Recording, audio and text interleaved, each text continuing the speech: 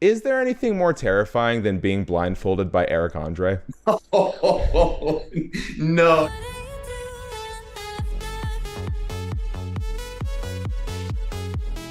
Its first single, WYD, What You Doing After. You might have seen him once or twice around the Jersey Shore, hiding the infamous Blowout. DJ Pauly D, how are you doing, sir? I'm good, man. Thank you so much for having me. Thank you for doing this today. What's going on post birthday celebrations? Have we had any chance to relax, or is it the same 5-6 show a week grind that we're used to seeing from Pauly D? We are rocking it. My birthday week, I'm just coming off that. It was absolutely insane. I was both coast, East Coast, West Coast, Vegas, Atlantic City. I was in Chicago. I even sang at the Chicago Cubs game, Well, the we'll get Take Me to it. Out to the Ball Game song. It was I love being busy on my birthday, and so it was an epic birthday. It really was. Well, let's start here. Don't worry, Jersey Shore fans. We will get to the many, many inquiries, but we should start with what brought us out here today. What's the inspiration behind Blowout Beats, and what's the goal moving forward now that you're in the record label game? Sure. Yeah. So Blowout Beats for me is it's a passion project of mine. I tour all the time. I've been touring since 2009. I'm like literally in a different state every single day. I see so much talent all over the world. It's almost like it's like undiscovered talent. So like, why not be the guy to help those people get discovered? Come up with an incredible team to help get them out there. And I feel like I'm the perfect avenue for that. So it was only right for me to create my own label. Out of curiosity, we start this label with the release of WYD After. What does this label mean for the frequency with which you'll be releasing music forward? Because you've been dropping music for a long time, but if I'm not mistaken, at least on Spotify, this is your first record in 6 years. Yeah, it has been a long time. And the whole process of creating this song, it gave me the buzz again. I'm like, okay, now with the label, I'm like, okay, it's time to start doing this on a regular basis. So you guessed it, it's the first time I'm saying it, but I'm gonna start creating music on a regular basis. It's just too fun. And I love it. With the response of what you're doing after, I'm like, okay, the world, I gave them what they wanted, and I'm gonna keep giving it to them because I really enjoy doing it. Why is it that you haven't leaned more into this? I'm assuming part of it has to do with just the sheer craziness of your touring schedule, but being a producer, being a DJ, linked but very different avenues. Yeah, so for me, it was always timing. So like I'm touring 24/7. If I'm not touring, I'm filming. It's my schedule is nutty, but it all revolves around the passion with it, which is music. So creating music, there's nothing better than that for me. It's like having an idea, putting it together, and then actually playing it out. It's like full circle moment, and I've missed that. So bringing that back to my set is amazing to me. It's like what my set has been missing. So there's nothing better than performing your own music. You kind of teed it up for me already, but does this mean we'll also be embarking on a singing career after performing "Take Me Out to the Ball Game" at Wrigley Field? No. I cannot sing, but that was a legendary moment for me. Like that's such a huge deal, like Wrigley Field. And they take that song so very serious. So I was actually nervous. And I went there and it was like 40,000 people. So obviously you hear about that, but to be there, I was like, uh-oh, I better not choke. I can't really sing. But thank God they were receptive and they sang along with me so they can almost like drown me out a bit. Where would you rank that amongst like most nerve-wracking public appearances you've had? That had to be number 10. That was so nerve-wracking. I was nervous and I didn't think I was going to be. Luckily, I know the words to the song. Who doesn't know that song?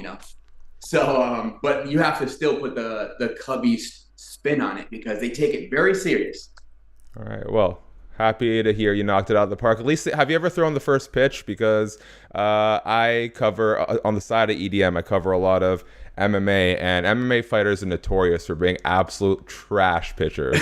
Have you had to go through this experience yourself? I have, and luckily I'm an athlete, and I can get it over the mound. And I already know too. I did it at the Marlins game. I did it at the White Sox game, and the whole thing about that is you don't realize how far that mound is when you get until you get up there. But I saw so many people choke. Like 50 Cent, I feel like he threw it into the stand that one time. I was like, just don't do that, and you'll be fine. We love 50 Cent, but Yeah. historically, maybe one of the worst first pitches I've ever seen from a celebrity. Yeah, 100%. Can't win them all. My whole team was like, just don't do that. I'm like, no, I'm an athlete. I can do this. What sort of artists are you looking to sign on the record label end? Like, I'm sure we can't say any names if they haven't put pen to paper yet, but when you are scouting or when you see what kind of artist stands out to Pauly D? For me, I love talent. So talent obviously is above everything. So there could be it could be writers, could be producers, could be DJs, and artists all together. But as far as the ones that stick out, the ones with personality. Like there's a lot of talent out there, but I like the ones with personality. I feel like I do that with my DJing as well. I bring the personality along with the talent. So that's what I'm looking for. I was actually talking to a friend about this during a music festival we had here in Vancouver over the past weekend. Do you think that the performance aspect is something that's underutilized by a lot of DJs? Because when I see a DJ that will dance along, will interact with the audience, like, I think so many DJs are used to feeling kind of incognito that they forget that there's a charisma component that can really add a lot to a live set. Yeah, I feel like we put our personality in everything it is that we do, with our clothes, with our hairstyle, everything else we do. So like the DJ should do that as well. Listen, when I DJ, I DJ to the crowd. So like I feed off of their energy. So they're putting on a show for me too. It's like we work together as a team to create that vibe. So for me, personality in the DJ set and the whole performance aspect of it, that's what I love the most. Speaking about the appearance, what's DJ Pauly D's annual hair gel budget? If you have to break it down. To be honest with you, I have a lifetime supply in my garage that they have sent me throughout the years. I've never bought a bottle of hair gel in my life. What a perk. What a perk. Is that probably the most logical, like, foundational thing that anyone could ever give you a lifetime supply of? Like, I would kill for a lifetime supply of orange Tic Tacs, but I don't think it'll serve me as well as the hair gel does you. Yeah, the hair gel for me did it. That was the one. I'm like, this is great. This is like something now that we'll use for the rest of my life, and as long as I have this hairline. These are the perks of fame that you never really see coming, you know? Yeah, definitely. Hey, I have 6 famous Jersey Shore quotes lined up here. I would like you to blind rank them for me. So what that means is I'll give you the first one. You got to place it 1 to 6, but you don't know what's coming next, so you might need to hedge your bets a little bit, okay? Okay. All right, let's start. I mean, these are all iconic and quotable. GTL, Gym Tan Laundry. Where are we putting at 1 to 6? 1 to 6. That's a big one. Let's do 3 because I know you got some better ones. Okay. Shout out to Snooki. Not her proudest moment, but boy, do we love it. Where's the beach? That's a good one too. We'll do 4. All right. Probably the most utilitarian of the bunch. T-shirt time. T-shirt time. That's a great one. I love that one. We'll have to put that one at number 2. Okay, so we got 2, 3, and 4. I like how you're working your way out of the middle here. We got 1 and 6 left. So this could be bad because you know, I try and be artist friendly. So I think there's no bad answer here. I'm just curious to see how you rank them. Probably my favorite one. I can't do it justice, but I'll try my best. Cabs are here. Cabs are here. By far my favorite one. That one is going to number 1. No matter what you have there, that is the best one, I feel. Yeah, well, I mean, a lot of these are iconic thanks to you, but by default, you're number 6. Yeah, buddy. Oh, that's a good one. See? Damn. That's all right. We can put a number 6. I like that. I use that one a lot. I could have really thrown you under the bus, put something sketchy at the end here, but actually, right, sorry. 2, 3, 4, 1. Oh, actually, sorry, I forgot I added a 6th one because I'm too indecisive. So you actually had 5 and 6 open. We'll put that at 5, I'm guessing. Yeah, definitely. All right, so by default, you're number 6. Come at me, bro. Oh, yeah. So, yeah, that's a good one. I would put that at 6. Yeah. Is that a Jersey Shore original? Because again, covering the UFC, that is one that is so iconic in my personal vocab. Like that is actually like vocab in my line of work now. Yeah. Oh wow. What's interesting about that one is like when he said it, I feel like I've heard it before, but hearing him say it and then now it's on shirts and all that stuff, I was like, all right, so I guess he made it famous. But I did hear that before somewhere. So if not the originator, the innovator at least. Shout out to definitely. Yeah. I want to expand on something I heard you talk about on the Nelk Boys podcast, which is, you know, reality shows are big in the US. There are many reality stars, but not not many of them are able to transition and parlay their reality fame into lucrative and, more importantly, sustainable careers. I think as a DJ, probably merged really well with sort of the ethos and the themes in the Jersey Shore. But putting that aside for a second, what would you say are some of the secrets to parlaying your fame from that show into long-term success? Yeah, it has been truly a blessing for me being on a reality show. It allowed me to live out my dream, what I love doing. I was DJing well before the show, and I never been on TV before. So when I got asked to do the show, they asked to pack whatever you would pack, like a pack for 30 days. I'm like, all right, well, I'm not going to leave the house without my DJ equipment. And I literally brought it with me. So those are the types of things you should think about. Bring the things that you love with you and stuff that you would want to do beyond the show. So I did that. And then also I had an opportunity. I told them, the producers, I said, I want to DJ at the club that we go to, Karma. They're like, all right, well, do it. I'm like, how would you go about it? They were like, I'm like, I don't know. I'd call the owner or something. So they're like, all right. And I got the owner's number. I called him and asked him. I'm like, yo, we've been coming to that club. Can I DJ there? So don't be afraid to go the extra mile. Take the initiative, I feel, and do what you love on television and see if that translates after. It doesn't always, but for me, it did. I watched a ton of Jersey Shore as a teenager, and I kept up a little bit after the fact, but I was kind of surprised personally to find out that the family reunion is still a thing and that this show is still running. Yeah. What would you credit to the Jersey Shore's enduring popularity that even now, 10 plus years later, we get to see everyone come together on television? Yeah, well, in the beginning, we had a secret sauce. It was almost like people that on the East Coast that knew the culture would relate to us, so they would watch. And then people thought that we were just completely crazy, thought we were aliens, and even know these types of people existed, so they would watch, right? So you had those two people watching, and then we had all the controversy, like the Italian American organizations, and then we had a girl that got punched in the face. This brought a lot of eyeballs on MTV that wouldn't ordinarily watch. So I feel like a lot of people got hooked on the show and they kind of grew up with us. So they've seen us go through like real life things, like there's jail sentences, there's marriages, there's babies. Like that stuff isn't scripted. You can't script it. So I feel like they fell in love with that. And so they grew up with us. And then that became the family vacation shows, which are airing now. So they could see what we grew up into, which is our family life and all that other stuff. And then those are our core audiences that watched all throughout. And then there's people right now that are like, oh, wow, this is on. Let me see how it all started. And they'll binge watch the ones that they missed. It's pretty cool. I got to say, it's a blessing.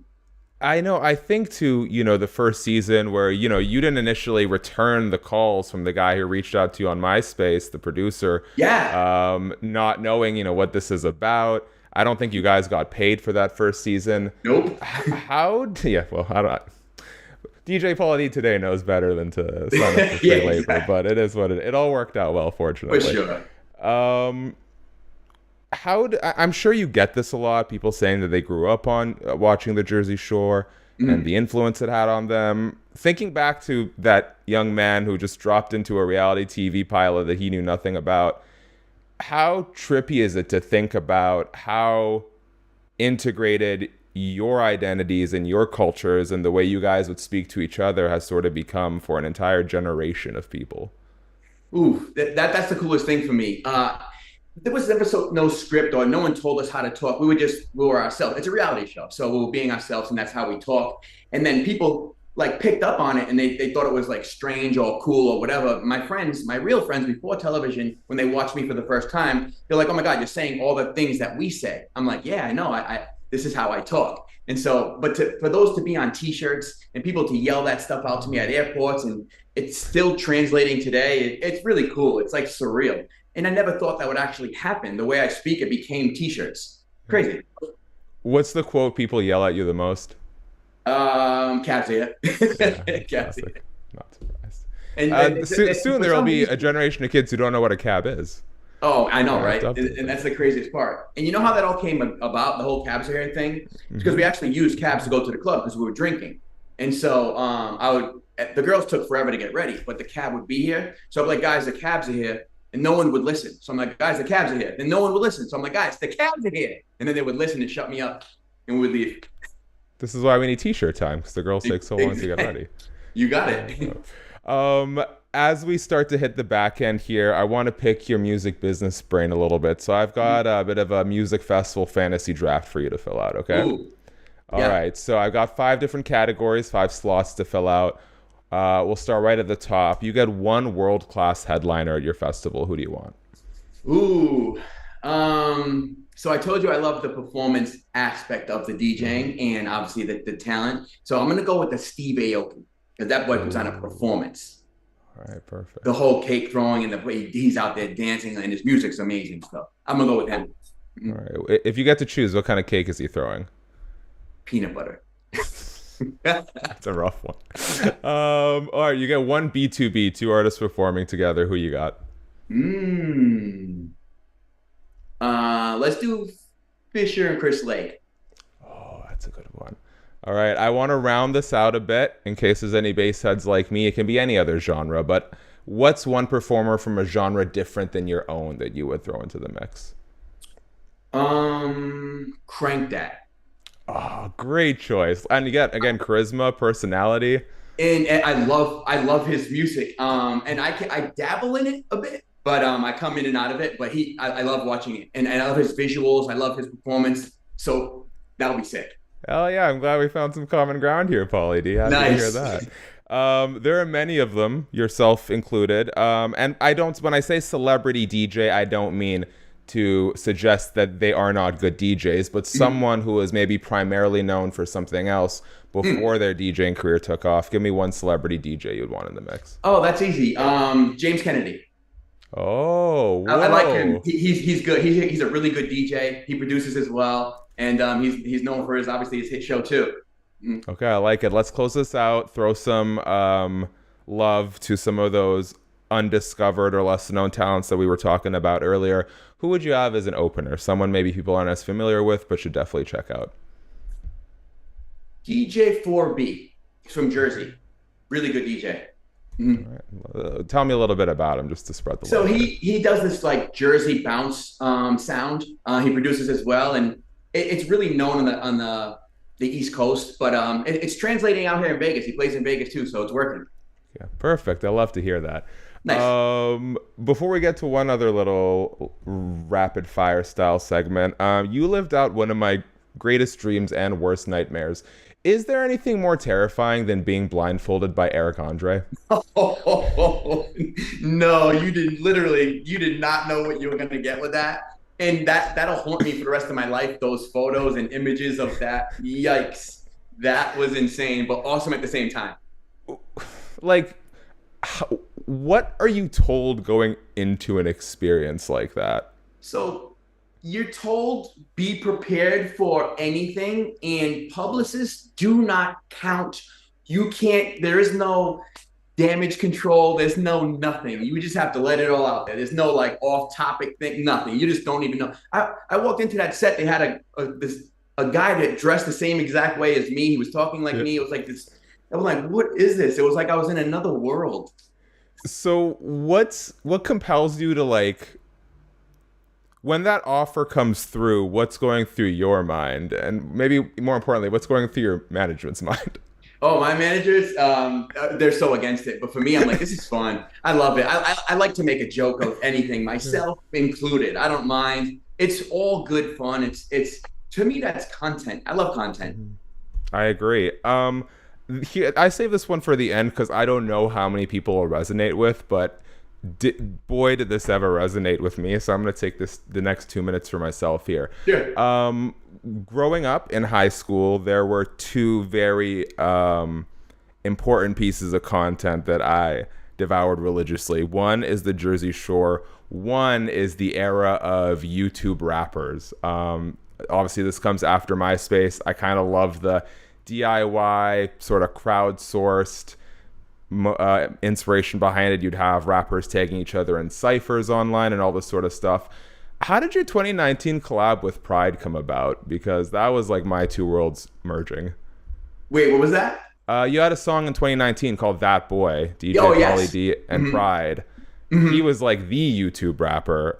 for me Yes. growing up. How does that collaboration come together? So we actually have a mutual friend, and I'm like, we were always talking about like we should do something. I'm like, yeah, would love to. Let's do something together. So I created this like crazy, crazy, crazy sound that he like got on, and he ended up loving it. I loved it, so we put it out, and that just happened by luck because of mutual friend. Crazy. So weird. That was Yeah, a really two weird. worlds colliding right Yeah, there. absolutely. All right, let's wrap up here with another rapid fire. Get to know a little bit more about Pauly D's music taste. First, what electric song, what EDM song, dance song, whatever gets you the most pumped at the gym? Ooh, the most pumped at the gym. I'm gonna have to go with right now. Go back, John Summit. Oh, good call. Who's the artist you have on rotation the most? Artist I have on rotation the most right now is Drake. All right, fair enough. Glad he still has the supporters. It was a long year for him. The sorry, Drake, my bad. The artist that who's the artist that got you into dance music? Artist I got, I mean, dance music was Tiesto. All right, beautiful. What is this? Actually, shout out to my social media manager over here at EDM.com, Sam. She made a reel about Jersey Shore and Space Miami that Ooh. went super viral, and Tiesto was actually commenting on it. So I like to see Oh, that's all the little awesome. parts of the world come together. What is the song that gets you in your feels the most? Song that gets me in my feels would have to be. I'm gonna have to say, "What are you doing after?" Good. All right, look at that, guys. Go Get stream the it right now vibe. if you haven't. I like the answer. Well, we talked about taking initiative, so let's manifest something here. Now that Pauly D is back in the music production game, who would Pauly D make a sick collab with? The collab. Let's go with DJ Snake. Oh, I think that'd be killer. Yeah, absolute That party would be vibes. so sick. Okay, well, you heard it here first, guys. Let's make it happen. Yes. DJ Pauly D, first of all, thank you so much for your time. I really appreciate this. I want to leave you with the last words. If anything you want to tell the people about what to look out for Blowout Beats, make sure you're spinning what you're doing after on all streaming platforms. Mr. DJ Pauly D, if there's anything you want to leave the people with, the floor is yours, man. Yes, thank you. Just know that I have a lot more music coming, and thank you so much for the overwhelming response from What Are You Doing After? And keep those videos coming. I love watching them. I'm reposting everybody because I want to know, what are you doing after?